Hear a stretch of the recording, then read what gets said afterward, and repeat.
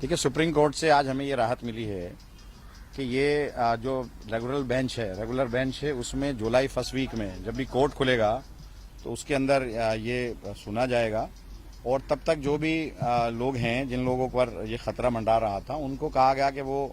PM उदय में या जो भी वो रिलीफ ले सकते हैं वो ले लें और अपनी एप्लीकेशन जिस तरह से पीएम उदय में और दूसरे लोग उसमें कवर हो रहे हैं उस तरह से इन लोगों को भी अपना इंडिविजुअल एप्लीकेशंस देनी है और उसमें हम लोग भी अपनी तरफ से पूरा देंगे क्योंकि ये जो एरिया है, देखिए 2014 का जो प्रोटेक्टेड लैंड है जो 2014 का पार्लियामेंट ने प्रोटेक्ट किया है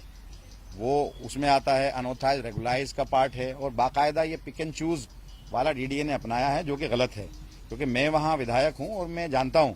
कि ये मेरा पूरा इलाका 40 साल से ज्यादा इसको बने हुए और 2014 में तो पार्लियामेंट से प्रोटेक्ट किया कि जो भी कॉलोनीज बन गई हैं और अनऑथराइज रेगुलाइज हैं और उसके अंदर जो भी कंस्ट्रक्शन है उस तक को प्रोटेक्ट किया। कॉलोनी तो पहले से प्रोटेक्टेड है, तो ये गलत तरीके से ये पिक एंड चूज वाला रास्ता इख्तियार किया है डीडीए ने और डीडीए ने गलत रिपोर्टिंग की है।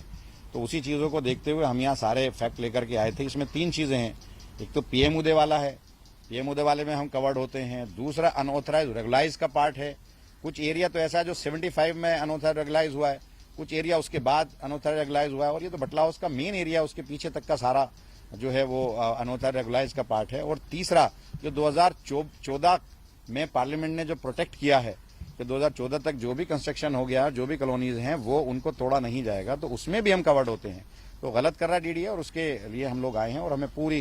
इसको जुलाई में सुना जाएगा, जो रेगुलर बेंच सुनेगी और उसमें हमें पूरी राहत मिलेगी।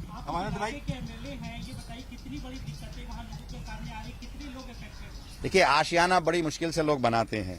और आशियाना बनाने में जमाना लग जाता है और ये लोग उजाड़ने चले आते हैं। मैं इनसे पूछना चाहता हूं ये कैसे तय करेंगे कि मैं अनऑथराइज रेगुलाइज का पार्ट नहीं हूं या 2014